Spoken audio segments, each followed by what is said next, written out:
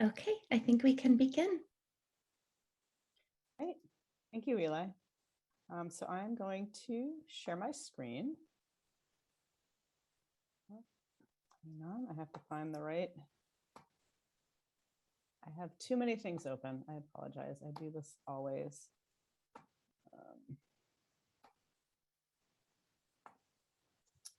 Okay.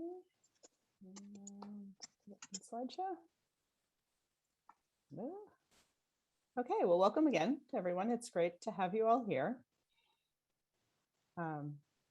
So this is just a reminder of the various focus areas of our strategic planning work that we are, using these opportunities to speak about. Tonight, we will be focusing in on the program work that we're doing, with a particular interest in this session and sharing the policies and supports for quality improvements for FCC educators and to get your feedback.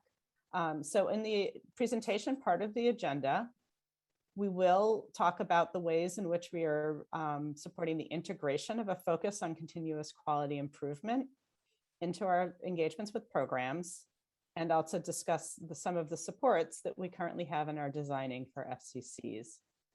Then we will have some poll questions through Poll Everywhere, which I think many people are already familiar with. And we're trying something new. At the end of the session, we will have breakout rooms and give everybody an opportunity to have a conversation with each other and with staff from EEC, from our PDCs, and Peg Sprague and Mary Kay Leonard, who have been working on some of the design work around our supports for FCC educators.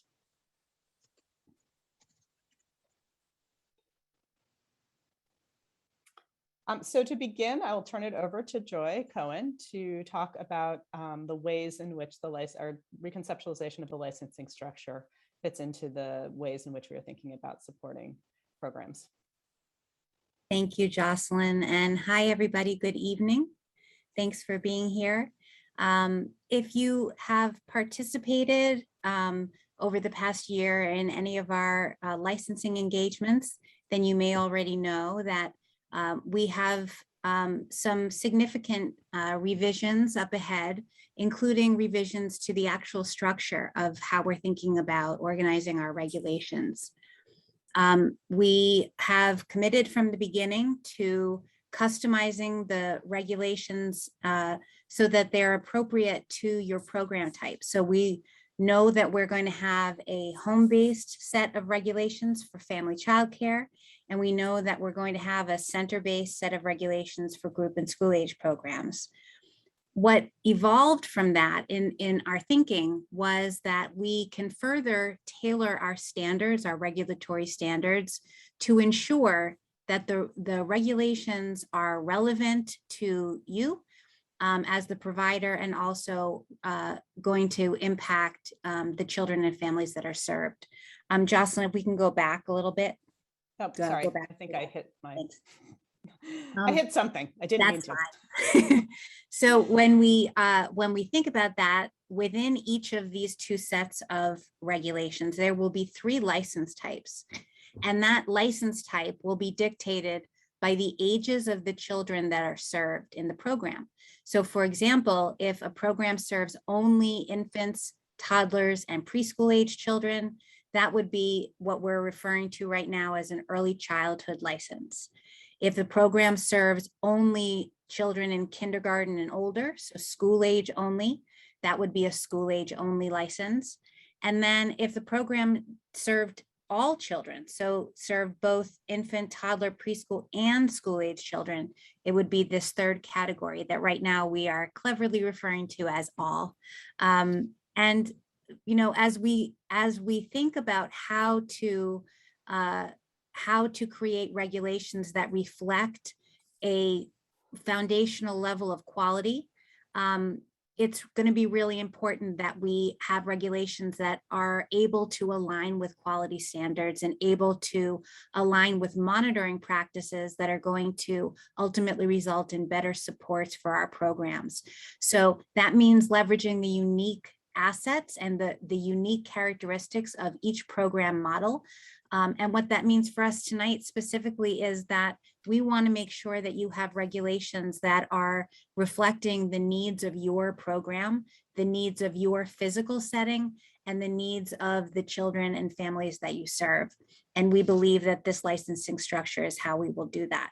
Now, if we move ahead one slide, it takes us a little bit further to how we're thinking about how our regulations will establish a floor of quality.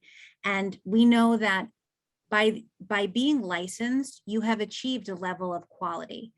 If we can think of the areas where we will be regulating as foundational pieces of quality, and then an expectation being built upon that continuous quality improvement is happening from there. You can envision that these 6 categories on your screen are comprehensive enough to set forth minimum expectations that are going to basically provide a clear roadmap for providers to be able to use these regulations in a way that is not just pertains to compliance purposes and monitoring purposes, but really a tool for you to guide your program operations. So what does that mean? It means when we talk about terms of licensure, it's going to be standards that pertain to how do I obtain and maintain my license. If we're talking about the education and care of children, it's what exactly do children experience in my program every day? If we're talking about indoor and outdoor space, we're really talking about the physical space of the childcare program. In our case tonight, it's the physical space, the part of the home that's used to provide childcare. And then child health and safety, which will be the practices and the policies and the protocols that focus on children's protection of health and safety. And then for kind of unique to EEC, an opportunity to really focus on alternative program structures, alternative program models, so that we can recognize program models that are not necessarily sort of mainstream as we think of it, but alternative program models that include Montessori programs, outdoor nature-based programs, school and community partnership models, and also any special program offerings, things like field trips, water activities, those kinds of things. And then finally, the 6th category, how we think about program administration and business practices. So we really will be calling out that the role of the licensee, the program leader, the leadership, to really lead the program in every way possible, but separate from how we're thinking of educator qualifications. So really a separate piece will be the educator qualifications. One thing I want to call out here is that one of the things that this allows us to do is to balance our idea of compliance with support for continuous quality improvement. So this becomes as much about removing barriers to compliance as it is to the compliance itself. And there's a unique opportunity in there for partnerships with licensors and programs and to support ongoing quality improvement. So with that, I will pass it back to Jocelyn, and thank you so much. Thank you very much, Joy. So as we think about, all right, I don't know what is happening with the slides. First, they move without me. Now I can't get them to move. Hang on. There we go. So as we think about how this integrates into the ongoing CQI work of educators and programs, we've been thinking about ways in which to try to build a seamless system. So we recognize, if you look at our circles up at the top, that on the left-hand side, programs engage with their licensors frequently, at least once a year, sometimes more than that. And certainly everybody knows who their licensor is, and they can reach out if they have questions.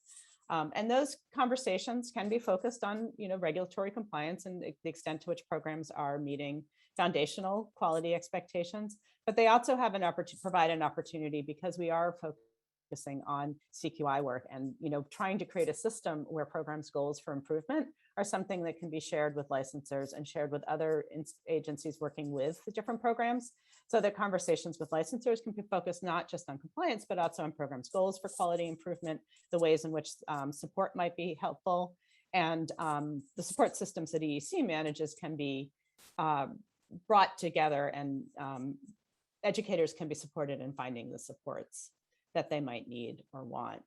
And then if you move into the middle of this, the idea is that we are supporting all of you in your goals for your own self-improvement as an educator. And certainly in an FCC, we recognize that you are the heart of quality in your program. It is your skill set. It is what you do for families and children every day that really is the quality of your program. And we want to make sure that everything that we are building, both on the policy side and on the support side, work together seamlessly to support you. So expectations that we might build in a new credential, for example, would be considered a central part of what you are working on in your own quality improvement.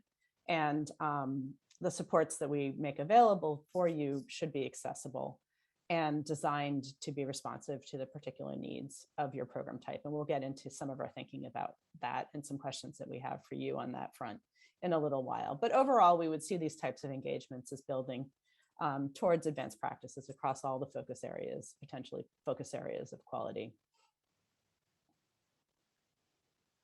But to do this, we recognize everybody needs a toolbox of supports. And so we are thinking about identifying the types of supports and the focus of supports that educators might want. This metric here shows the types of focus areas in quality improvement that we've been thinking about.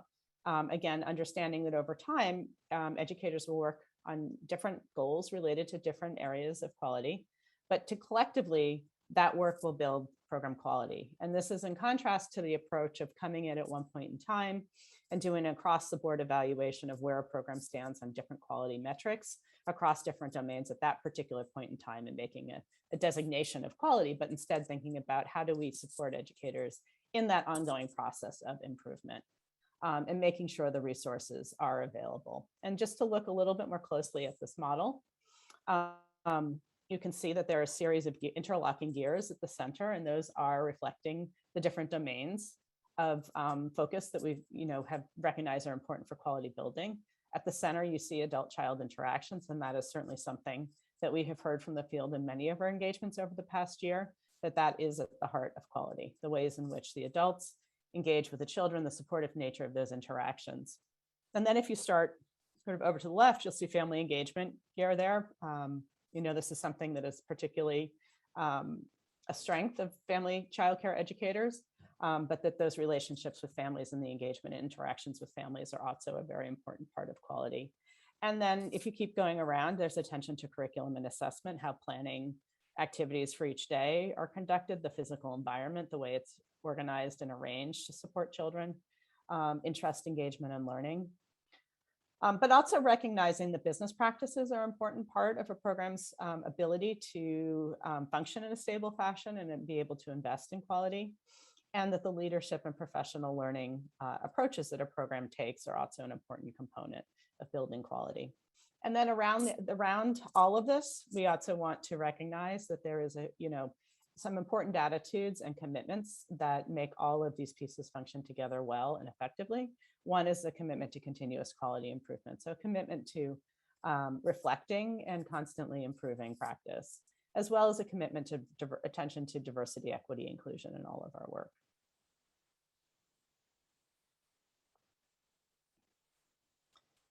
So when we look at the types of supports that we have now, this maps out some of the details in the current state, but also frames them up in terms of sort of how we see these being used by the field.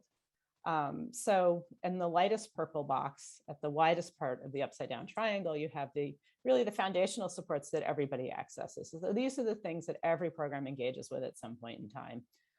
You have licensing and program quality specialists that are always available. Licensing, obviously, there are regular engagements with.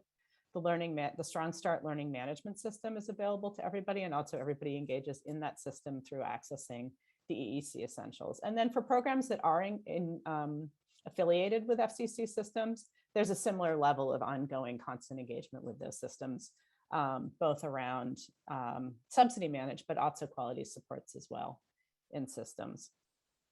And then we have a layer of supports where these are accessible to everyone, but they are drawn on as needed. So programs come and ask for support in some of these areas as they are looking for help. Right now, we have the PDCs who are available to provide professional learning training, technical assistance and coaching services, and the early childhood mental health consultants who are available to come in and provide support around practices that support children's social, emotional, and behavioral health. And something else that we're working on are a set of business training cohorts. We're working on these with Neighborhood Villages and United Way. We have a set of cohorts that we ran over the summer, and another set are underway this fall with more planned for later in the year. But we are piloting a course to support educators in understanding some basic practices around managing their own business and thinking strategically about their early childhood business. And we do plan to continue to offer these types of trainings. Right now, we're really looking very closely at how the trainings that we have currently offered are functioning, as well as the ongoing support for participants after the training. So we hope over the course of this year to really improve and tighten these programs up and then start to make them more broadly available.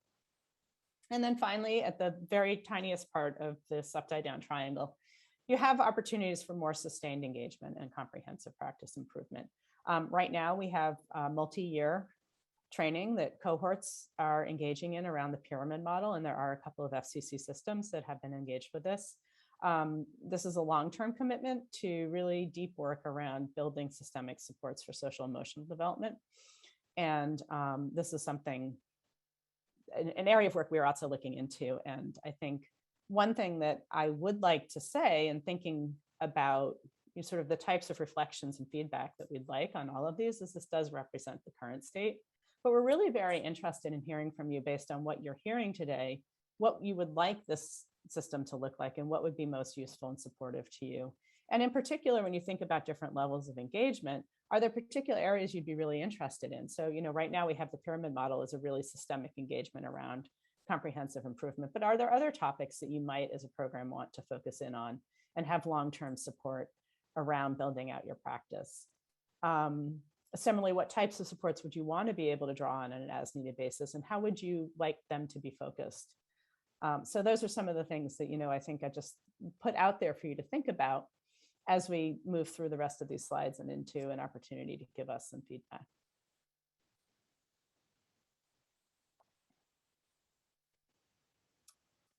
So the other piece of work that we're doing is taking some time for reflection, gathering extensive feedback from FCC educators and some of their support partners to identify the critical issues that we need to think about in improving supports for FCC educators. Because we do want to take on a system and build a system that feels seamless and well-designed for the FCC field. One first step has been defining the types of priority supports that FCCs might want. So thinking about, what are the needs of a program in pre-licensing, and then during different stages of licensing, so early licensing, and then programs that are, longer term, have been running for a while. Thinking about the types of pedagogical and continuous quality improvement and business advances supports that would be most useful. And then thinking about the business and technology that FCC educators need to be successful, and in particular to be successful with some of the systems that we are building. And finally, ways to engage around family support. And in doing this work, we are also thinking about how to clarify the role of FCC systems. So we do recognize that half of our educators are enrolled in systems. And across the 38 systems, they provide a range of supports. And many of those supports focused on subsidy eligibility verification, enrollment, transportation. But we also know that there are a lot of supports that systems provide for educators as well around billing and collections, technical assistance, and some of the support categories that I described earlier on. But the systems vary greatly in terms of the types of supports that they provide. And we want to look at, what is both offered and been successful and what educators are looking for, to think about ways that we might better define what types of elements of success we could request from systems. Another issue that we do recognize is important is building the supply of FCCs The supply has dropped. Even prior to COVID, the supply of FCCs was dropping. Certainly, everybody took a hit during COVID, but we do want to think carefully about where this really particularly important component of our system fits and identify where additional FCCs will be needed, as well as incentivize and support successful opening of new providers in those places.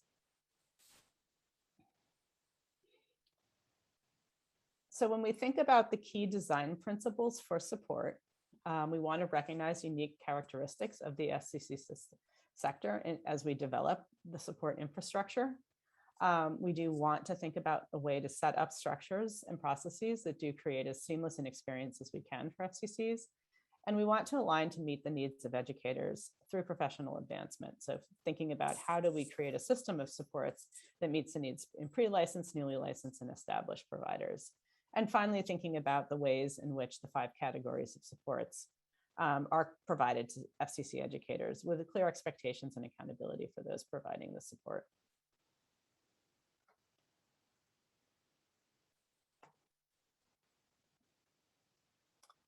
So at this point in time, we would like to hear from you through Poll Everywhere. I think many of us may have done this before. You have the option to text early education to 22333 or join via the web page. And I don't know if you've done it already because I can't see the chat, but Eli will put the link into the chat for people who want to join that way. And then I will pose, some questions will come up and you will have the opportunity through that link to answer them. And I think I will just pause for a moment and let people join. And while I'm doing that, check to see, Eli, are there any questions in the chat that I should address right now? I think we can keep going right now. There are a couple of questions, but we can respond offline. Okay. All right, so I'm going to stop sharing and launch the poll everywhere.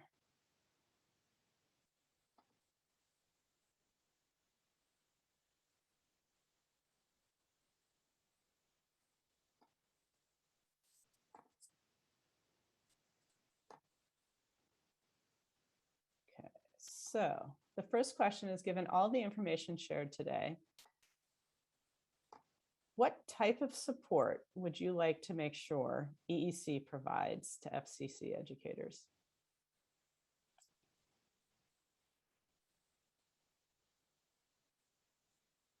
And I think because we have interpretation, I am not going to read out all of the responses. My understanding is that makes it very complicated on the interpretation side.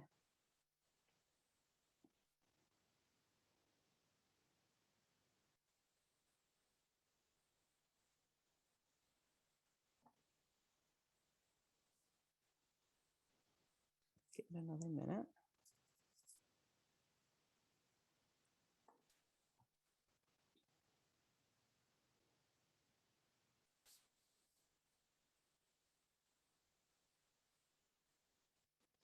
So certainly clarity in understanding what is expected, as well as support up front.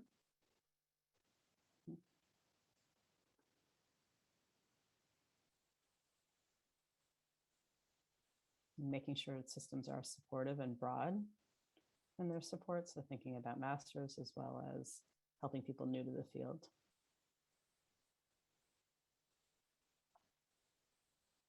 Business and technology being an important thing to think about. A strong desire to continue to higher degrees.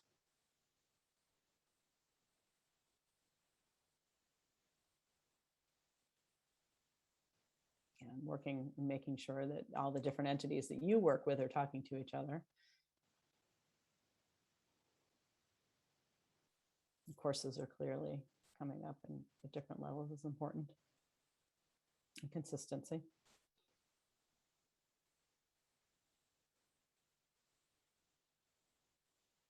And thinking about larger, are there ways to structure expectations for larger FCC programs? Yeah. So a number of these are about, sort of consistency across licensors and the ways in which licensors could play a supportive role.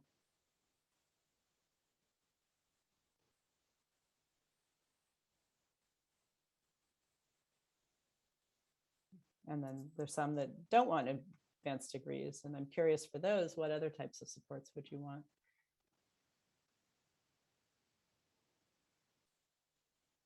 And making sure help is available and available in a timely fashion, particularly for newly licensed educators.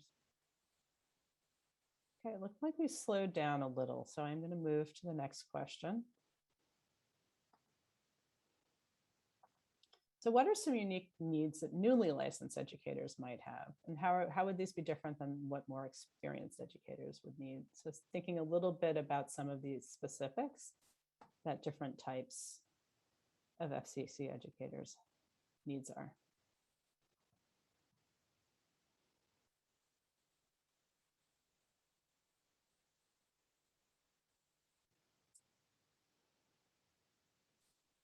So connections to more experienced providers. Supporting an understanding of regulations. Yeah, and then some really, foundational support in some of the things you have to do to manage a program.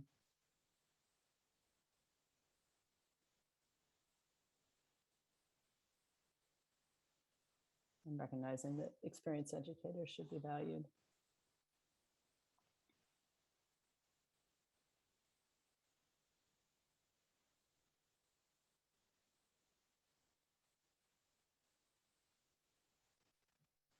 Okay. Marketing, yes. I was having a conversation about that today.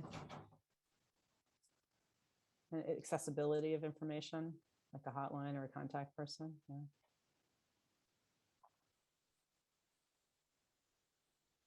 Computer trainings.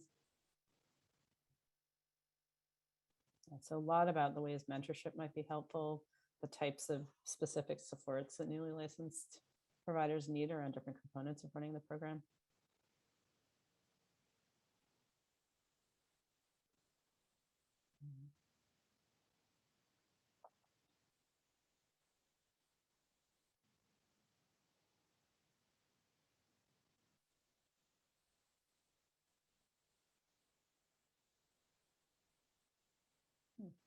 Ways to make sure people know when information is posted on the UC website. Yeah. Okay, it looks like we slowed down, so I'm going to move to the next question. So are there ways in which the support needs of FCC educators that are affiliated with systems might differ from providers that are independent, or are the needs the same across all educators?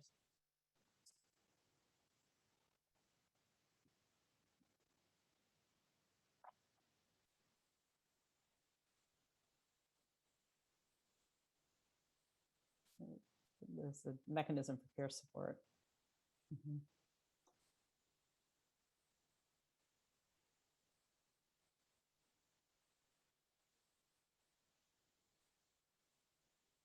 I'm guessing maybe things are more similar than different.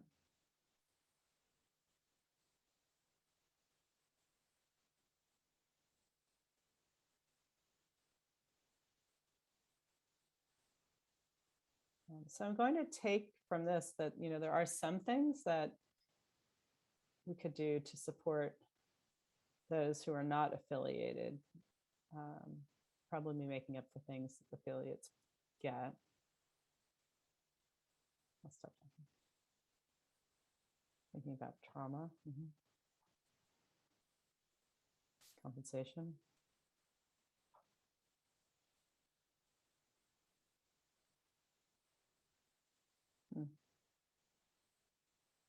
Providing certified assistance in systems.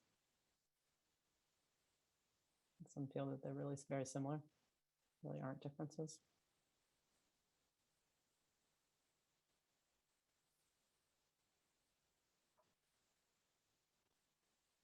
All right, well, I'm going to move on to the next question. Everybody could use certified assistance. Oh, what did I just do? Apologies for that. It will keep registering, however. And then the question, this is for everyone, what type of services would you find the most beneficial such as training, coaching, peer learning, mentoring, and sort of what is the ways in which you like to receive support?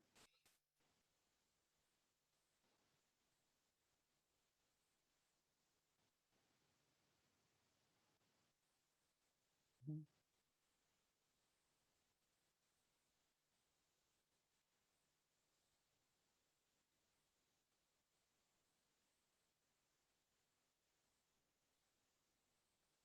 Mhm.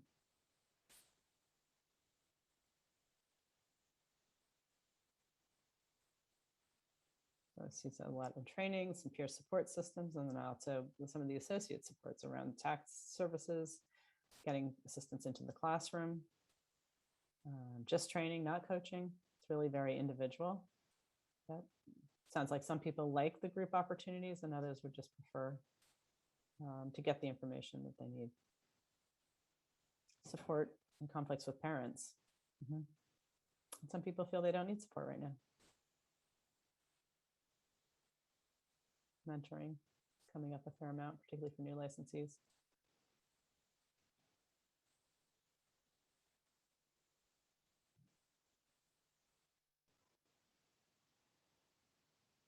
Okay, we'll move on to the last question. So what information about your program is most useful to you in marketing to parents? And I think, one thing that we're just wondering and asking this question, is there information that EEC could provide to you that would be helpful in your marketing efforts?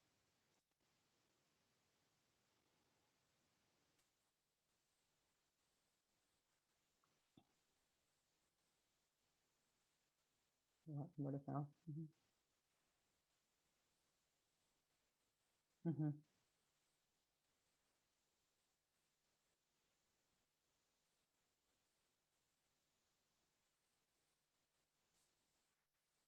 Yeah, it sounds like it's a very personal relationships that the word of mouth is how this is spread, and then the types of activities provided, any age focus that you might have, the education of teachers, the nature of the relationships, which really goes along with word of mouth. That people that have strong relationships with you will pass you on to others. Schedules, and connections to the communities, whether you take vouchers or not.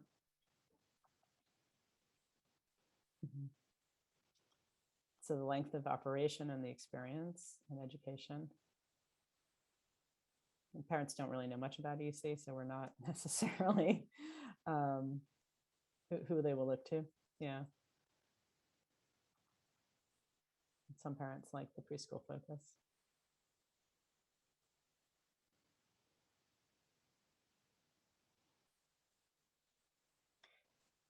Connections with the eye. Yeah.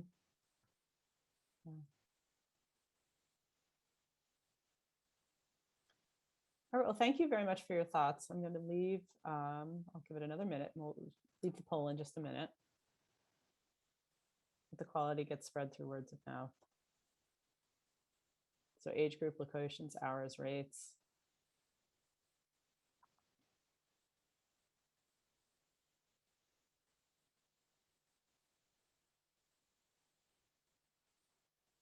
Okay, well, thank you for your thoughts. I'm going to stop sharing. And at this point, we are going to move. We're not done. Your opportunities to talk to us are not over yet. We are going to break into small groups and move into a discussion. And what I will do is put the discussion questions in the chat so everybody can see them, and they should follow you into your breakout rooms.